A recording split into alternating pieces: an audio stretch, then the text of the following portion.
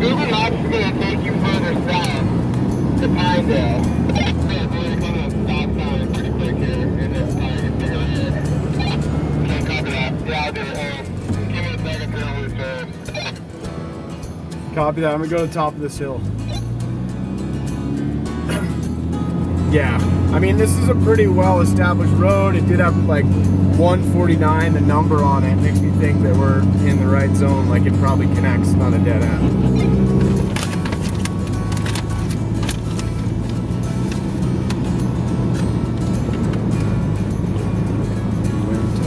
That's fucking way down south.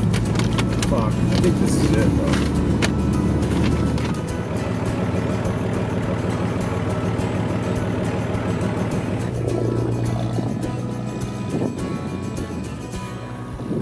I'm Rob Lapier. I grew up in Plattsburgh, New York. I'm now the Jackson Hole Ski and Snowboard Club Freeride Program Director. Josh, take a step to 2 steps to the right. I didn't get into skiing until I was about 8 years old, and the very first time I skied, I think I connected with that feeling of freedom and just flying down the mountain, playing with gravity, and a young adrenaline charged boy. It was that like positive reinforcement that I needed to be addicted. Yeah! Holy sick fucking bastard.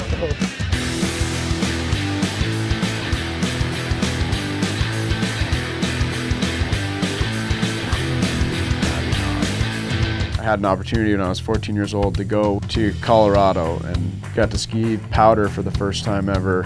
Growing up on the East Coast, that's something that you dream about, and getting to experience that for the first time is an addicting thing. Holy crap, that was flat and fun and deep!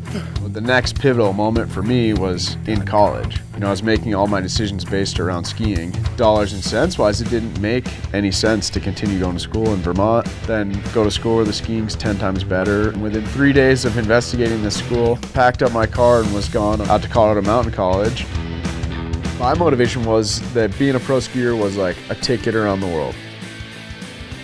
And I was really looking for something different at that time in my life, ready to move into more of a big mountain ski scene, but I got my ass kicked. I went through a lot of injuries in the 8 or 10 years. Felt like every time I would go to a comp, I was on my bottom dollar and gambling everything. All right, in third place, total score 104.13, Rob Lapier. Yeah! Yeah, Lop! All right, well done, Rob. Representing again. All right. I mean, when I first landed here, I was ski bumping it as hard as possible, like sharing a loft with 3 other people, paying as little as possible for rent, working as little as possible. But I realized I didn't have the resources to dedicate to as much time as it took to be the pro skier I wanted to be. For me, it was more of a slow evolution that I finally realized my life is more balanced when I'm not just always chasing this one dream.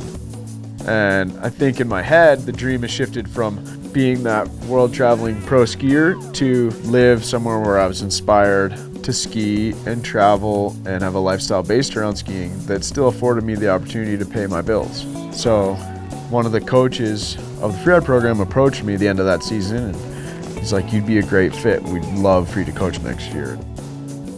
But yeah, over time I just realized that it's just as fulfilling to help someone work on their skiing and achieve their dreams. And now I feel like I've got a balanced life. I get to ski, and I'm super thankful for just my coaching opportunities.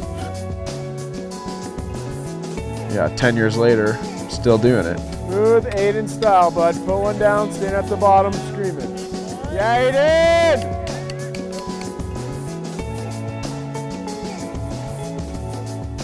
This is such a great place to be, but it doesn't come without a struggle, Real estate is through the roof, and there's nowhere to live here.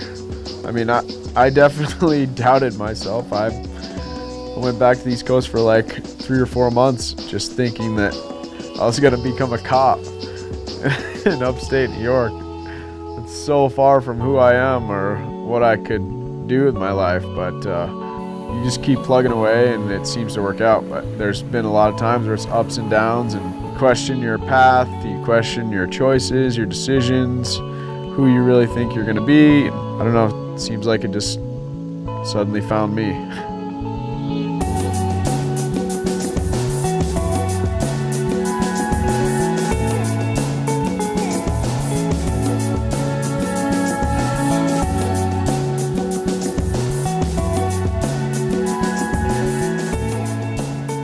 I knew I couldn't live somewhere that I didn't want to be. I wanted to live somewhere where I was inspired.